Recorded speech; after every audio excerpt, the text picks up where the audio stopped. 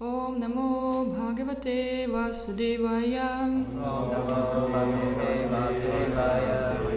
Om Namo Bhagavate Vasudevaya. Om Namo Bhagavate Vasudevaya. Narayanam Namaskrityam Naram Cheva Narottamam Divim Sarasvatim Vyasam Tato Jayamudhirayet Nashta Prayashva Bhadreshu Nityam Bhagavata Sevaya Bhagavati Utamashloki Bhaktir Bhavati Naishtiki.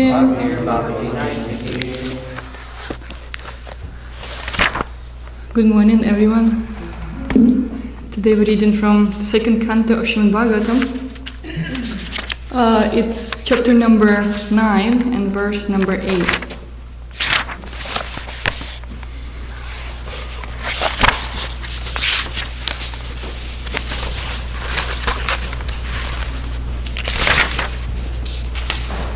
Okay, I'll say, you can repeat. Divyam sahasrabdam amoga darshano Jitani latma vijito bhayendriya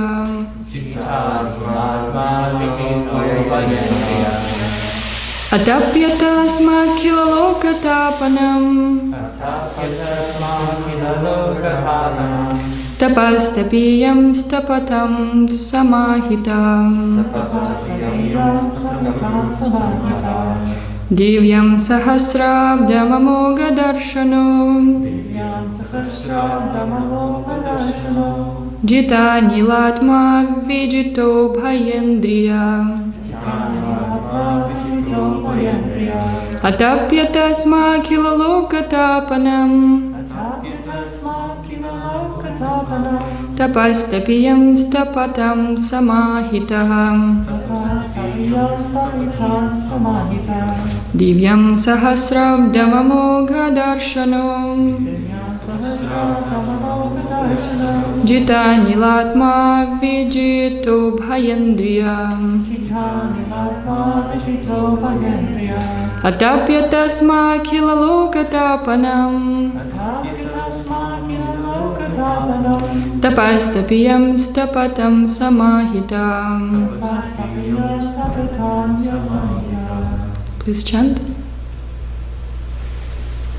If anybody would.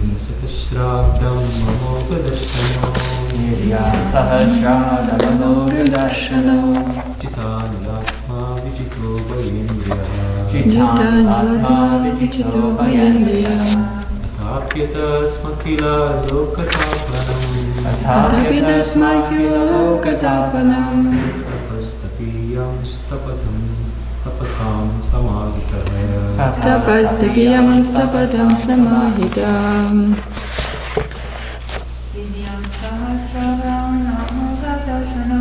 Divyam sahasrabdam amoga darshano Jitani latma vijito bhayendriya Atapyata sma kilalokatāpanam Tapastapiyam stapatam samahitah.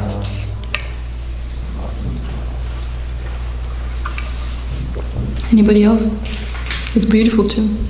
Very easy to memorize.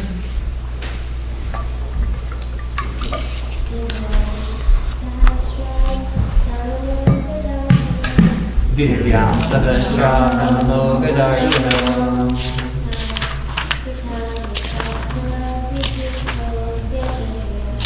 Jitani latma vijito bhayendriya Atapyata sma kilalokatāpanam Tapastapiyam stapitam samahitah. Anybody else? Okay, word for word translation. Divyangi, pertaining to the demigods in the higher planets. pertaining to the demigods in the higher planets. Sahasra, Sahasra, 1,000. 1,000. Abdam, Abdam, years. years. Amogha, Amogha, spotless, without a tinge of impurity. tinge of impurity. Darshana, Darshana, one who has such a vision of life. one who has such a vision of life. Jita, Isha, controlled. control. Anila, Anila, life. life. Atma, Atma, mind. mind. Vijita, Vijita, controlled over. control over. Ubhaya, Ubhaya, both. Indriya, Indriya, one who has such senses. one who has such sense. Atapyata, Atapita, executed penance. executed penance. Sma, Sma, in the past. in the past. Akila, Akila, all. whole. Loka, Loka, planet. planet. Tapanam, Tapana, enlightening. enlightening. Tapaha, Tapaha, penance. penance. Tapiyan, Tapiyams, extremely hard penance. extremely hard penance. Tapatam, Tapatam, of all the executors of penances. of all the activities of penance. Samahitaha, Samahita, thus situated. thus situated. Translation and purport by His Divine Grace A.C. Bhaktivedanta Swami Srila Prabhupada. Srila Prabhupada ki jai. Lord Brahma underwent penances for 1,000 years by the calculations of the demigods. He heard this transcendental vibration from the sky, and he accepted it as divine. Thus he controlled his mind and senses, and the penances he executed were a great lesson for the living entities. Thus he is known as the greatest of all ascetics. I can say, you can please repeat the translation. Lord Brahma Lord Brahma underwent penances Underwent penances for 1,000 years for 1,000 years by the calculations of demigods. by the calculations of the demigods. He heard this transcendental vibration He heard this transcendental vibration from the sky, from the sky, and he accepted it and he accepted it as divine. as divine. Thus he controlled his mind Thus he controls his mind and senses, and senses, and the penances and the penance he executed he executed were a great lesson were a great lesson for the living entities. to the living entities. Thus he is known Thus he is known as the greatest of all ascetics. as the greatest of all ascetics. Purport. Lord Brahma heard the occult sound tapa, but he did not see the person who vibrated the sound. And still he accepted the instruction as beneficial for him, and therefore he engaged himself in meditation for 1,000 celestial years.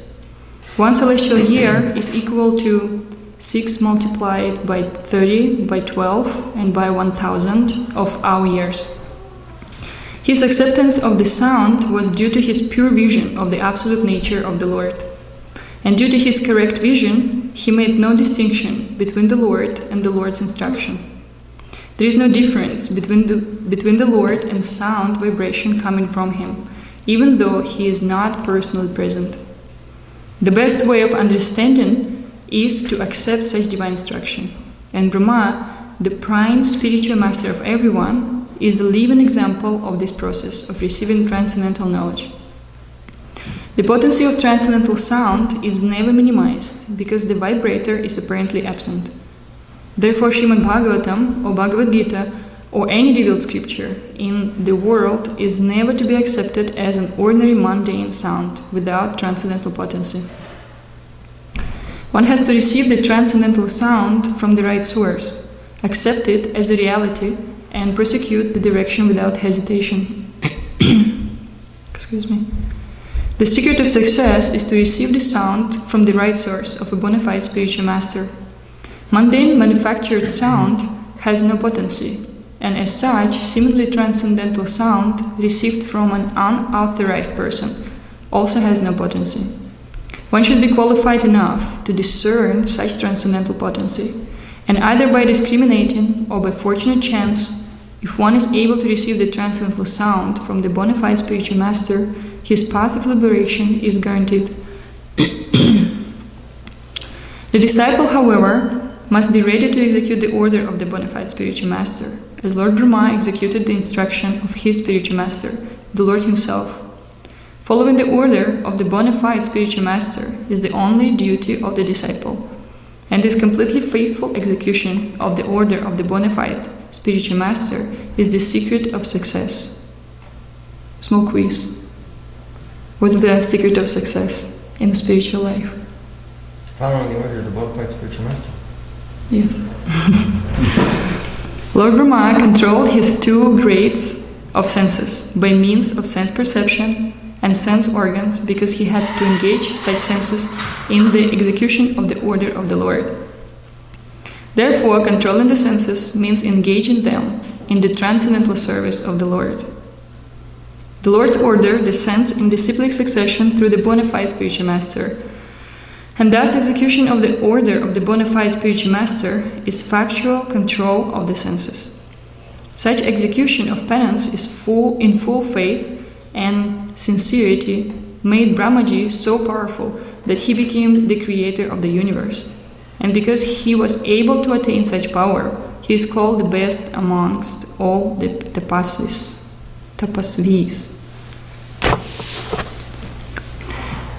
Om Ajnana-timirandasya Gyananjana Shalakaya Chakshurunmiritam Gena Tasmai Shri Gurave Namah.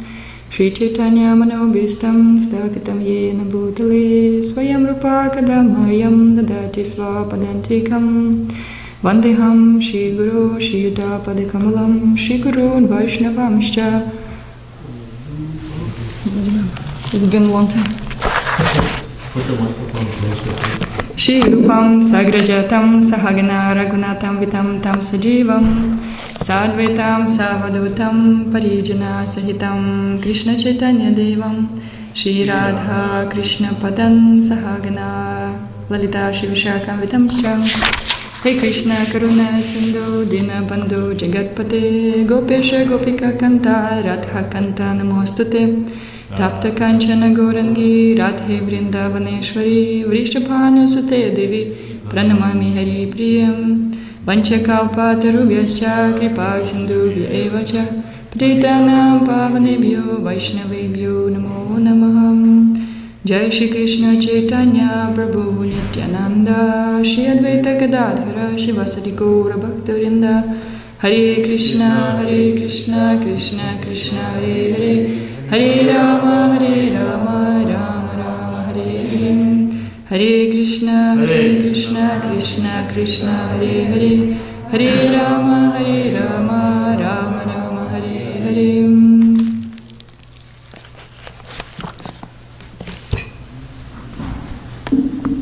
So first of all, I would like to ask blessings from all the assembled Vaishnavas, especially of the senior ones, Bhagavad Gita Prabhu, Nitya Prabhu.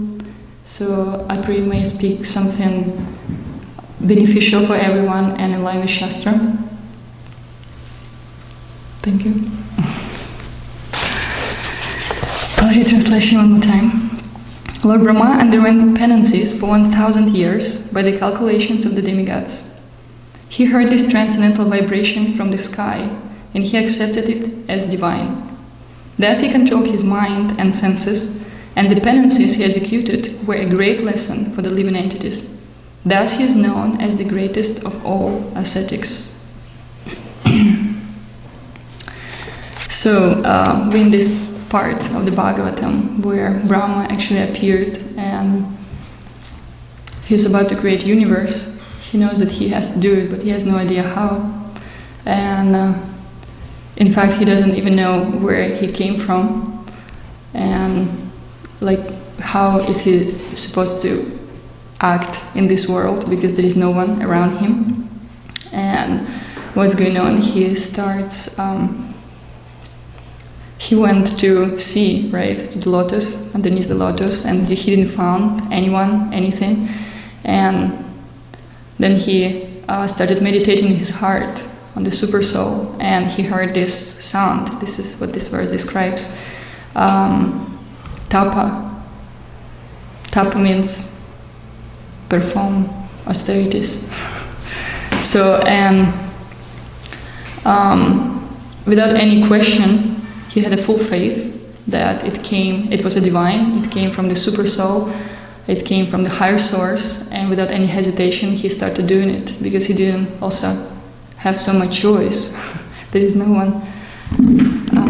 You can hear? Yeah. There was no much choice for him what to do. But this wasn't the reason why he did the austerities. The reason was because of his faith. He was looking for answer, and then Lord, as a super soul, he gave him an answer. In these two, I guess it's one word, 2 syllables, tapa. And as we know, Lord Brahma, he's the most intelligent living being in the universe, so he understood it right away, what he is supposed to do. And he engaged himself in austerities. And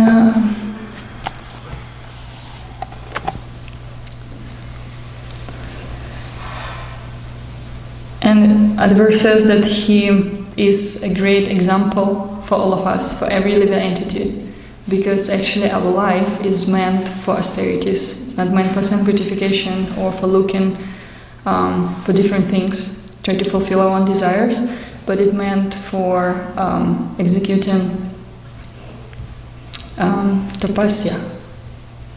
Yeah, and why is it like this? We hear so many examples in the Bhagavatam that human birth is very special, and what human beings can do, animals can't do, even though we're very similar.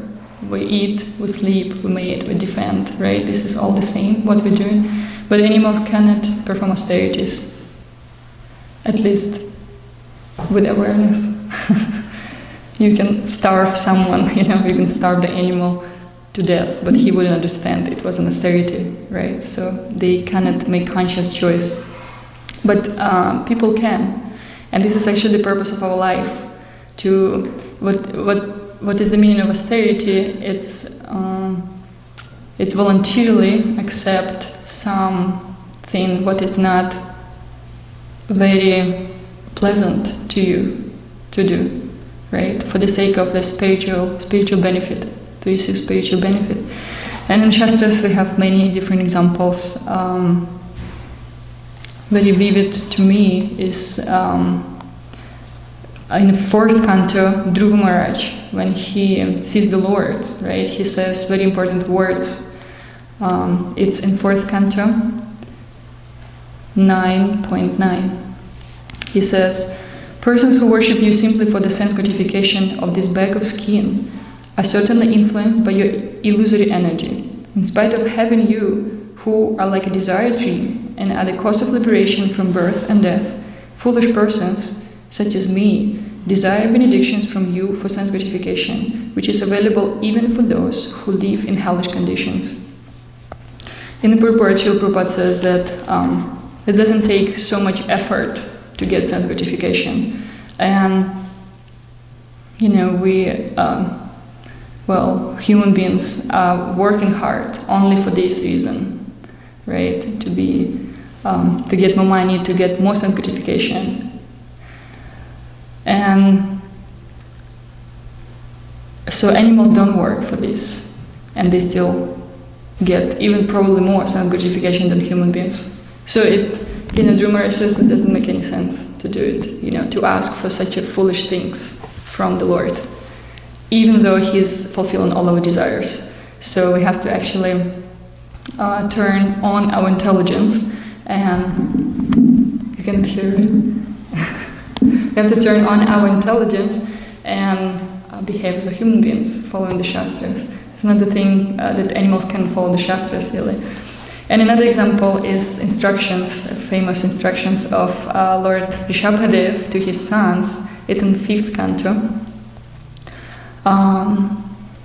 It's the very first verse in 5th chapter. Lord Rishabhadev told his sons, "My dear boys, Of all the living entities who have accepted material bodies in this world, one who has been awarded this human form should not work hard day and night simply for sense gratification, which is available even for dogs and hogs that eat stool. One should engage in penance and austerity to attain the divine position of devotional service. By such activity, one's heart is purified, and when attains this position, he attains eternal blissful life, which is transcendental to material happiness and which continues forever. And the next verse, it's also very instructive, because this is something what Lord Brahma is doing here. He just accepts the order of his spiritual master, the Lord himself, and he starts rendering service to him. And the second verse says, Lord Rishabhadev gives actually how you can do it. What is the solution? If we're not supposed to struggle for sense gratification, then what we're supposed to do? And he says, one can attain the path of liberation from material bondage only by rendering service to highly advanced spiritual personalities. These personalities are impersonalists and devotees. Whether one wants to merge into the Lord's existence or wants to associate with the personality of Godhead, one should render service to the Mahatmas. For those who are not interested in such activities, who associate with people fond of women and sex, the path of hell is widely open. The Mahatmas are equipoised. They do not see any difference between one living entity and another. They are very peaceful and are fully engaged in devotional service. They are devoid of anger, and they work for the benefit of everyone. They do not behave in any abominable way. Such people are known as Mahatmas. And in case of Lord Brahma, his Mahatma was Lord himself, and he was his spiritual master. Well, in our case, we have many elevated devotees who we can serve, and in this way purify our own hearts. And by doing this service, it's very beneficial. We actually will be living human life like that. And so regarding austerities, there are also different ways and types of austerities, different things what people can do, and we know many of them, even like Ekadashi. Following Ekadashi, it's quite an austerity, right? We don't eat grains and beans, or we just finished Kartik month, right? So many devotees were performing different austerities. They were taking vows not to eat, not to sleep, be always engaged in service. And there are different ways.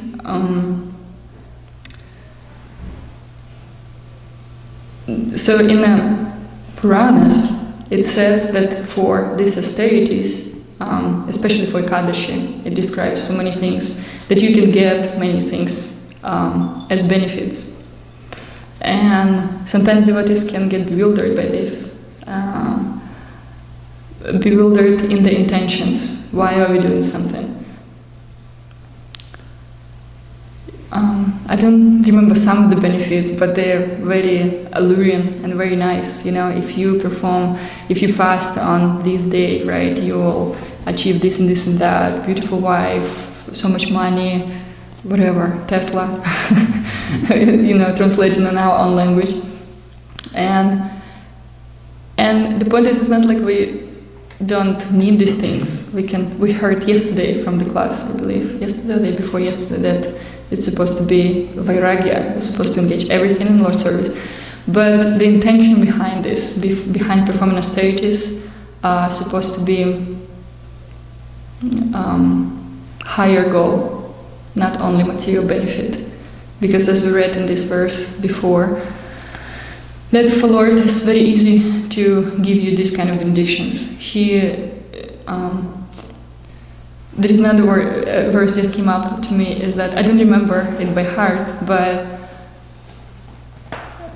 it says that Lord is almost disappointed when we ask for material things.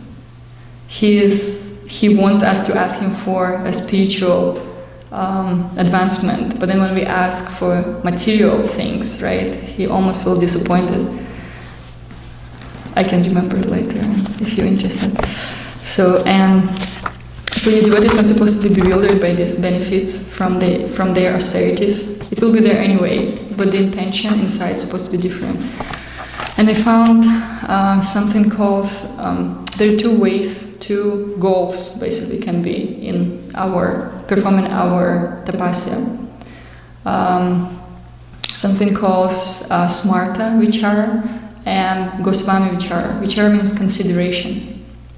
And smarta vichara means it's, a person has very strong material desire and he just follows rules and regulations out of fear, right? And we see it many, I would say we can see it when some kind of religious path is followed without understanding so much, especially in the kids, right? When the parents raise the kids and they're like, okay, bow down, the kids don't really understand why they're supposed to do that. And then they grow up, and then they have no idea what they're following, but they have fear that, oh my God, if I don't do something in a particular way, I'll be punished. So it's also faith. It's better than, like atheism, but it's not necessarily based on love. So Goswami vichara means that we have to have some kind of, qualification for bhakti. So the goal of performing stages in this way is that to achieve, just to please Krishna, just to please your spiritual master, and whatever comes out of it, it's okay. We're not really focused on material benefits from it, even though there are many things coming from performing austerities. And of course, which way is like higher, I would say. It's when you perform something out of love. When you fear something, you would do it, but it won't be so, it won't be spontaneous that you just want to do something for a particular person. But if you do something out of love, it will be spontaneous. And this is considered to be higher than fear. Yeah, like that. And also I found that Bhaktivinoda Thakur talks a lot about following things, following like rules and regulations. There are also different types. It's 4 different types how we can follow rules and regulations. So first one, it's again based on fear. This is at least, maybe in my, no, not in my case, but I've seen some devotees, they know that, okay, they're supposed to follow. There is not so much love, there is not so much attraction to the process, but somehow or other, by some intelligence, understanding, they know this is what they're supposed to do and they follow. And of course, if it's kind of like progression path, right? So the second way, what we can follow, what helps to cultivate our devotional service, right? This is when you understand already, okay, this is something what I need. This is, I want to have lifestyle like this, right? Then you understand, okay, maybe I'm not supposed to drink, or I'm not supposed to eat a lot, or I'm not supposed to have a illicit relationship. It's already more understanding, and you don't do many things which is not very beneficial for a devotional service, right? And it comes to the third way how we can follow, that we can follow according to previous acharyas, according to your spiritual master, and by their example. And this is very interesting because what's the difference between second and third, right? It's, we also follow what's beneficial, we don't follow what's not beneficial for our devotional service. But in this case, you have back up. You know, you have all the acharyas behind you. You don't even have to worry about what you're doing. It needs to be with your intelligence, you know, with the common sense, but it was already done before. And this understanding comes that, okay, I just have to follow these perfect people, perfect devotees, like Saint Goswamis, Srila Prabhupada, right? They already gave me the path. I don't have to figure things out like that. And the fourth way of following, it's devotees who are on a higher platform, Uttama Adhikaris, devotees who, you know, they're on such a high platform they don't even need to follow any rules and regulations. But usually, as you see, they do, just to show the example. Even in Bhagavad Gita, Krishna says that, you know, I don't need to do any, I have no work to do. I don't have to, and I'm not obliged to do anything. But I do it because of the example, to give example, because if I don't do, people wouldn't follow like that. And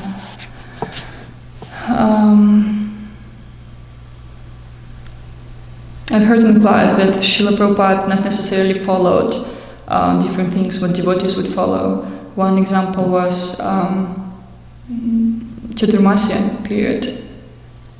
He didn't really follow it. Maybe not every year. That's what I've heard from the class of Mahatma Prabhu. Can you repeat it? That Srila Prabhupada, he didn't follow Chaturmasya necessarily, but he didn't. But he appreciated the intention of devotees behind it, if they wanted to follow it. That's what he said. And yeah, so, you know, we just came out of the, you know, this Kartik Mass, and it's very relevant topic about austerities. The main idea of all the austerities that they don't distract you from your devotional service, from any service, from your sadhana, because if they do, the very austerities, they become impediments to your devotional service, right? So the intention needs to be more like internal, you know, like while we're following, then like, it's more important than if it's external, like that. And let's see. Oh, and also I've heard something interesting from His Holiness Chandrasekhar Maharaj, who is also Vrindaban here. He said that about all the austerities, why we follow it, not necessarily because we want to get something, but because we're following Lord Chaitanya, and he told his mother to like fast on Ekadashi, for example, right, and do different austerities. That's why we follow it, because we're in line of Chaitanya Mahaprabhu, not because we want to get different kind of things. And of course, there is a very important rule to all the austerities, what we do. Do you know the rule? It's a famous verse. It says, Yana tena prakarena nama Krishna nivishyet, that one should fix his mind on Krishna by any means. All the rules and prohibitions mentioned in the Shastras should be the servant of this one rule. So basically we should always remember Krishna and never forget Krishna. If something is not in line with this, then we need to adjust something, you know. Otherwise, common thing that we see in Hiranyakashipu's example, when you do so much, you become proud, right? And yeah, because, you know, even if you don't tell anyone, you can become proud. It's very subtle. Sometimes it's subtle, sometimes it's not. You know. Oh, Prabhu, I was fasting all day. Amazing. What did you do? I slept. You know. So it's very important, like how we engage in our service. And of course, we know that in ISKCON, we have already enough austerities. Sometimes it's really enough. These austerities are mentioned by devotees a lot, especially like now senior devotees. When they were younger, I read these different stories, and they say that Prabhupada would tell them, the main austerity you do, it's 40 relative principles and chanting 16 rounds and Sankirtan preaching. And as younger devotees, they would say, oh, it's too easy, we're already doing it, But then as they growing older, right, devotees actually understand what it actually means to follow these 4 principles, chanting 16 rounds for the rest of their lives. It's not as easy.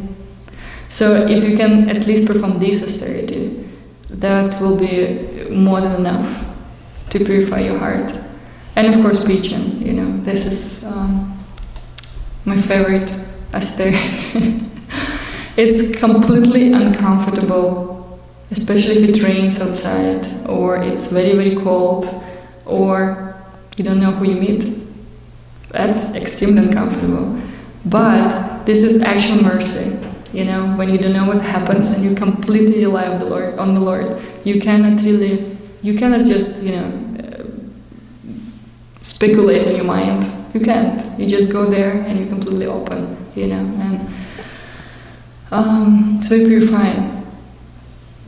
If you never tried, try. And let's see what else. Oh, something His Holiness Radhanath Maharaj said. He said that Krishna actually is attracted not necessarily by what we do, how great our austerities are, but by this feeling of love. He attracted by love. If there is love, then he'll be there. If there is pride, he probably won't be there. And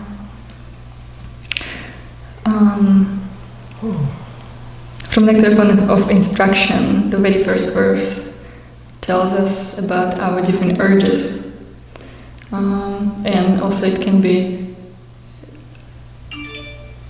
related to different austerities of, it can be on subtle level, mind, austerities of the mind, austerities of the speech, austerities of the body, right? There's so many things. Austerities of the body, when you fast, right, or something, you do exercise. It can be anything, whatever is, for you hard to do, or you want to do something. Austerities of the mind, probably the most difficult, right, because nobody can see it, no one can check you. We were talking the other day with someone, and this devotee said, Krishna consciousness is really amazing, because no one even can check whether you chant your 16 rounds, whether you're not criticizing devotees in your mind. You can say it, right? But then nobody even knows. You can just cheat people all your life. So this is where we understand that it's very internal process, and internal process more important than external. And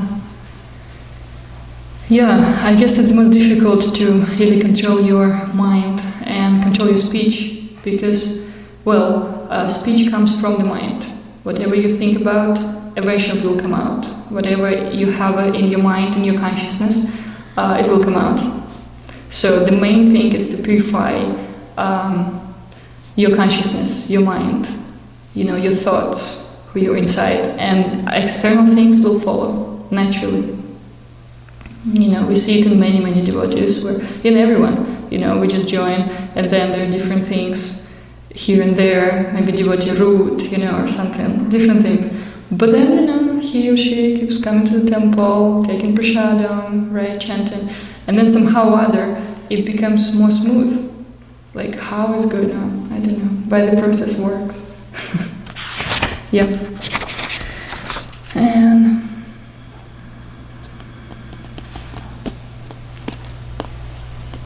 Oh, okay, it's time. Let's have a discussion. Maybe your realizations or any reflections on these verses, questions, if you like.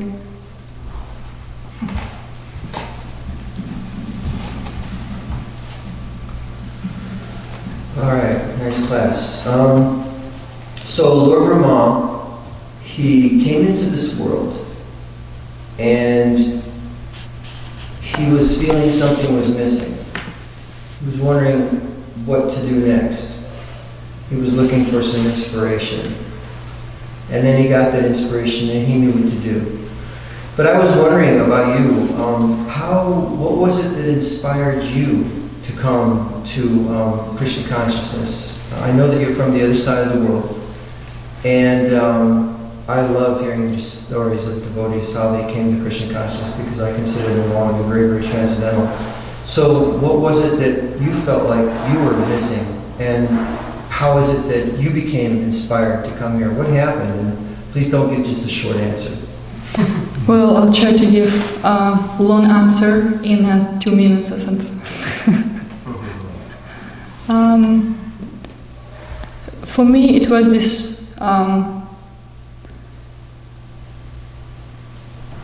kind of understanding. I didn't understand. I mean, I don't understand much, but I could see that this philosophy is something really high and something. Like when you have the feeling that there is something, you belong somewhere, but you cannot find it anywhere. And then, I read the book, and then I understood, like, there are no people like this around. If it's really working, as if devotees really act in this way, if these are actual people, I want to be like them. I want to join them. Because there is no way someone doesn't drink in this world. There is no way, I'm from Russia, and it's just such a common thing, and even on gross level, what to speak about subtle level, the level of intelligence what devotees have, right? Just how they just have common sense, when you speak with someone on the street, if you, again, go on Sankirtan, you will have an experience. People usually just not very conscious of what they do, what they say, how they act, who they are. And they seems like they're fine with it. They just do something, okay, conversation, okay, let me engage in the conversation for 5 minutes, and then that's it. I'm gonna do something else, but they didn't know what they do. But the devotees, what I could see, it's not like this. They're fully present. They listen to everything what you tell them. They help you in any way they can, even if it's just a word. So for me, I never met people like this. I knew they were somewhere, this like high culture people, but I never met anyone like that. And then I read about this in a book, and I was thinking, if it's real, I'm in. Yeah, this is 2 minutes. Sure. How did you get a book? What happened with that? How did that come about? Krishna's arrangement. I met the friend. Krishna's arrangement, but how did it happen? Maybe we should do another class on biography of devotees. I get a book from my friend to be in the future. So it was really Krishna's arrangement. I was supposed to give something to a person who I don't know, to my friend, and we started talking, and she started telling me about different things, spirituality, and she gave me a book, and that's how I started. And I then didn't meet devotees till the time I came here, so never met devotees in Belarus. But I got a book in Belarus, so I was just reading for half a year. Marisa.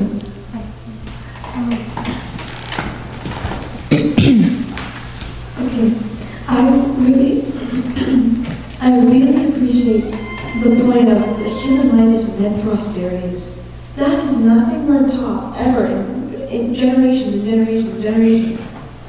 have been living more sun gravitation. So to be exposed to that knowledge, that this is why we're doing what we do. This is why we work every day. This is why we work for others and serve others, and this is why we don't just once things get hard, we just leave the planet.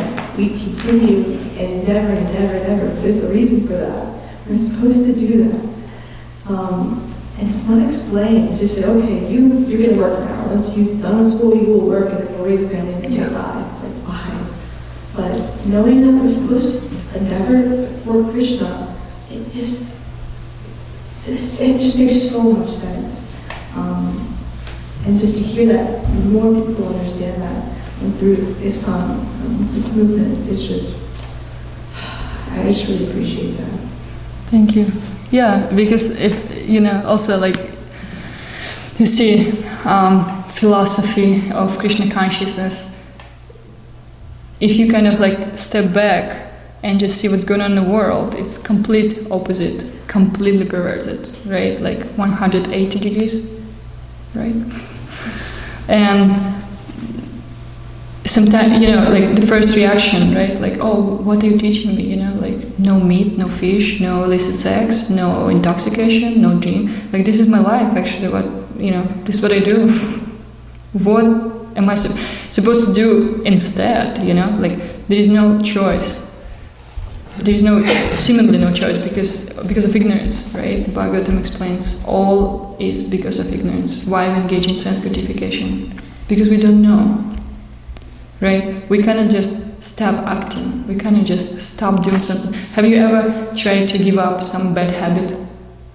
I have, so many times. You kind of like, okay, so determined, I'm not going to do it anymore. That's it, right? And then you might don't do it for a day, for two. But then you just fall down, fall down, do it again because you don't have something to exchange it with.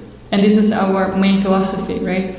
We don't really concentrate so much on, negative things. Oh, I have so many anarthas, I have this and this and that, oh my God, I'm such a fallen person. No, we don't concentrate on this, it's there already. Why I have to concentrate on this? We concentrate on positive moments, what I actually can do. Oh, I have these talents, yeah, I can engage them in Krishna consciousness. And you see, like naturally, I don't remember who gives this example, but in chemistry, right, when you put water, right, you have a glass full of water, and then you start putting maybe oil, because it's more heavier, right, you start putting oil. If you just keep putting oil, at some point there will be no water, there will be only oil, right? It's easier than you just take out water from the from the glass and you start putting oil in there. This is what we do in Krishna consciousness. We try to concentrate on positive moments, positive practice. Yeah, that's a good reflection. Thank you. Anything else?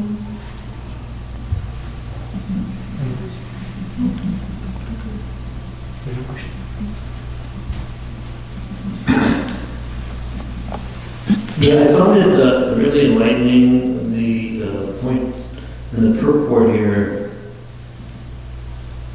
that Prabhupada equates engaging, or should I say, controlling the senses means engaging them in the service of the Lord.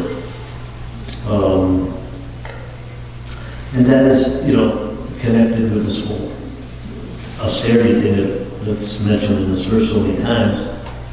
That austerities that are connected with executing the mission of the Lord, the mission of the spiritual master, those are the type of austerities that, should I say, soften the heart. The problem with austerities that are separated from that, it has the opposite effect. It hardens the heart. So in relation to your Mahatma's story, there's also a story that I know that some devotees or sannyasis at the time were performing chaturmas. And one of the features of chaturmas is you're only supposed to eat once a day, and that's with the prasadam on the ground, and you're kneeling down, and as soon as you get up, which is only khichdi with no spices, and as soon as you get up from that position, kneeling into your food, that's it. That's as much as you can eat. So the boys are doing this, very prominent disciples of Srila Prabhupada. And when Prabhupada found out about it, I thought he made a really pointed point. He said, tell them that they cannot starve out sex desire. Oh. So, of course, on the positive side, meaning you can't starve yourself to love of God. You can't perform austerities to get love of God if it's separate from, pleasing the spiritual master, pleasing the Lord. Yeah. So those are the type of austerities that, even though Brahma was the first created being, he performed, his austerity was that he mentioned at the beginning of the class how he followed the order of the Lord to create this universe that he created. That was a service. So anything that helps us perform our service nicely. I think you made a nice point about how some devotees are trying to control their eating.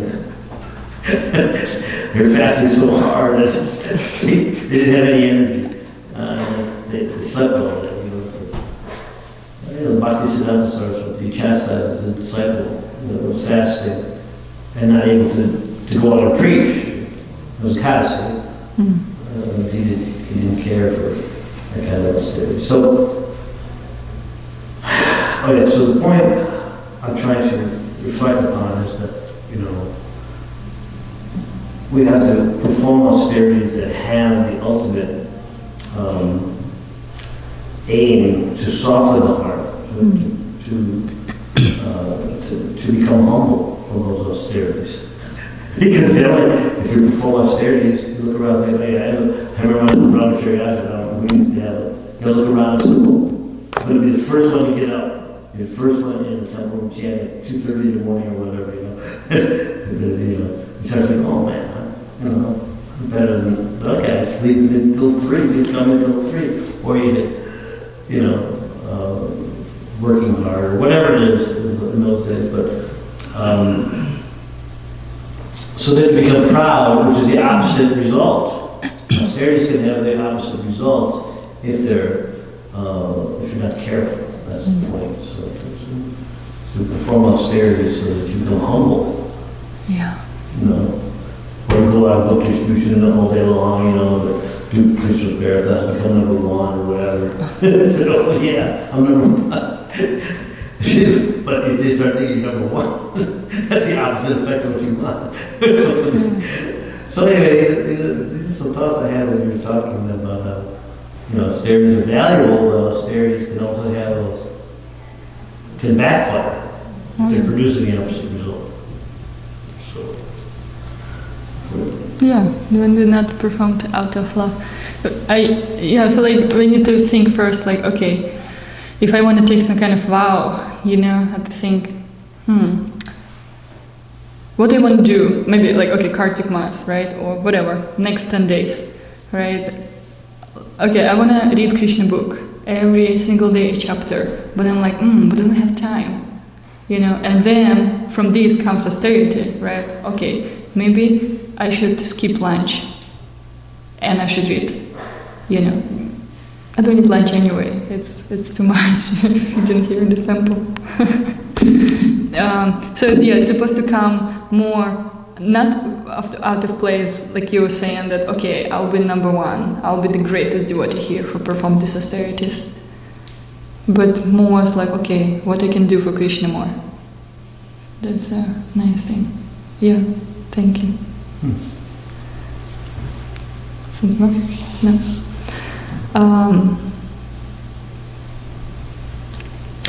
And the last point I'll say that it's good to, we're reading all the books and we're studying our philosophy because there are great examples of devotees who actually did severe austerities, but like Nityananda Prabhu said, they only became more humble and more humble. Srila Prabhupada, right? This is a really good example that It's impossible how many austerities he did. But and he never, he had such a power, but you couldn't really feel that he's proud or it's like, oh yeah, it belongs to me, I did it, this is my movement. Or 6 Goswamis, right? Amazing austerities, and how elevated these people were. Or even Lord Brahma, right? He created he's about to create, right? Whole universe. Universe. Okay, you were young here, you have a child, right? Like you have a kids, you kind of created them, right? It's mine. And or you build a house, or you do, even like a small thing, you dress the deities, okay, it's mine, you know what, I did it, on such a small scale, what to speak about the kid or whole universe. But this understanding that, okay, I did it, but I'm not the one who actually, I'm not the controller, I'm not the highest person. This is very humbling. And in the case of Lord Brahma, that's really amazing. I don't know how you can create a whole universe out of nothing. There was nothing. And don't have pride. I do have, right? That's why I can understand. Like, how can I not have this pride? Severe austerities, for, I kind of didn't count how many years. 6 multiplied by 30, by 12, by 1,000. A lot of years. 2 million some years. I don't even understand. Even 1,000 years for me, it's enough. It's a lot. It's like, and it needs to be something in the heart. Like, we need to purify our heart to the point where, okay, you really understand it, that it's not me who is doing all these things. The Lord is doing it through me, and I'm completely okay with it. Somebody said that what is this humility? Right? What is the definition of to be humble? Right? It's not that oh no, you distribute so many books. Oh no, Prabhu, it's all my Guru Maharaj. It's there, right? We say like this, but then you kind of deny. But inside, right? Devotee still. I was there, I know how it feels.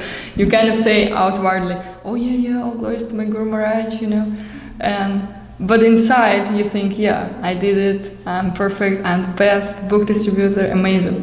And it's like, real humility is to accept that you can do things, but you're not the doer. The Lord is doing it through you. Amazing job, It's not like you just minimize yourself, like that.